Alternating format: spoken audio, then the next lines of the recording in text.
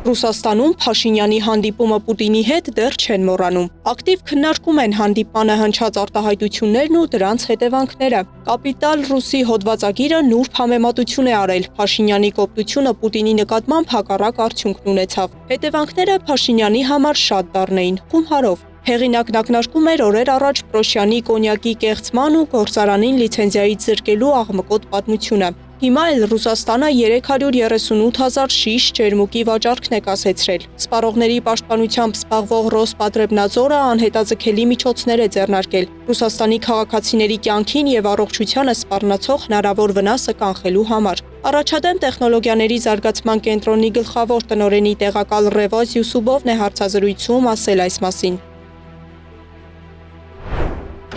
Արգելքը վերաբերում է 2026 թվականի փետրվարի 17-ին և 2026 թվականի մարտի 5-ին արտադրված ապրանքներին։ Այս ջուրը սպառողներին հասանելի չի լինի, մինչև բոլոր փորձարկման փուլերը չավարտվեն։ Քաղաքագետը, սակայն սրա տակ թաքնված ավելի լուրջ խնդիրներ է տեսնում։ Էական ուշադրության արժանացնելով տենդենսը։ Բրենդների թիրախավորումը պատահական չէ։ Սա ջերմուկի հետ կապված առաջին դեպքը չէ։ Դեռ 2024-ին հապկի մասին հնչած հայտարարությունների ֆոնին ջերմուկ խմելու պատճառով մահվան դեպքն է դատական աղմուկ բարձրացնում, ապա Պրոշյանի կոնյակն է կեղծվում։ Օրեր անց էլ ջերմուկի 100,000-ավոր խմբականակ է հայտնվում թիրախում։ Ռուսաստանի համար այդ հարցերը նաև քաղաքական գործիքակազմի մաս են եւ հատկապես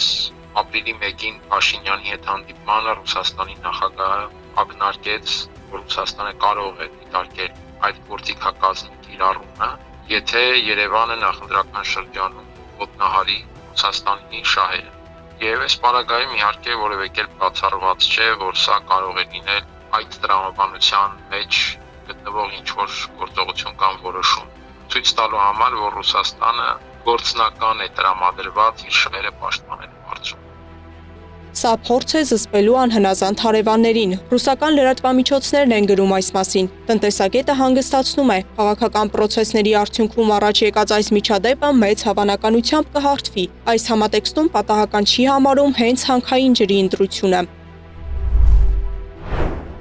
Այստեղ հարց է առաջանում, ինչու հենց ջերմուկը, այլ ոչ թե գյուղատնտեսական ապրանք, որը շուտ փչացող է կամ եթե 1-2 շաբաթ պահես, էլ չես կարող մտցնես, որտեղ փչանալու է, որտեղ ջերմուկը այսպես թե այնպես մեծ ֆինանսական վնասներ չի առաջացնի, որտեղ հիմա եթե չմտավ, ենթադրենք 2 շաբաթ լինի, 2 ամիս լինի, հետո մտնելու է եւ ֆինանսական օգուտները քաղելու է։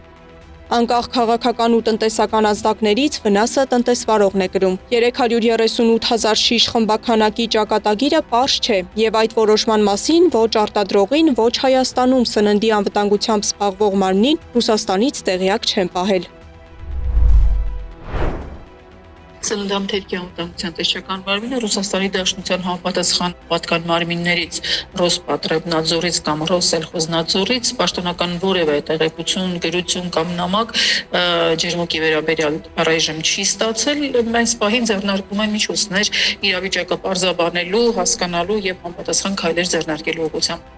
Այս փուլում հայտնի է միայն, որ սահմանափակումը կիրառվել է Չեսնի Զնակ թվային մակնշման համակարգի միջոցով, որը թույլ է տալիս կենտրոնացված կերպով արգելափակել կոնկրետ խմբականակների վաճառքը, մինչև լաբորատոր ստուգումների ավարտը։ Միաժամանակ ռուսական կողմը դեռ չի հրապարակել, թե կոնկրետ ինչ պարտադիր պահանջների խախտումներ են արձանագրվել։ Սեդա Գյուրեղյան, Նոնա Գևորգյան, ABC Media։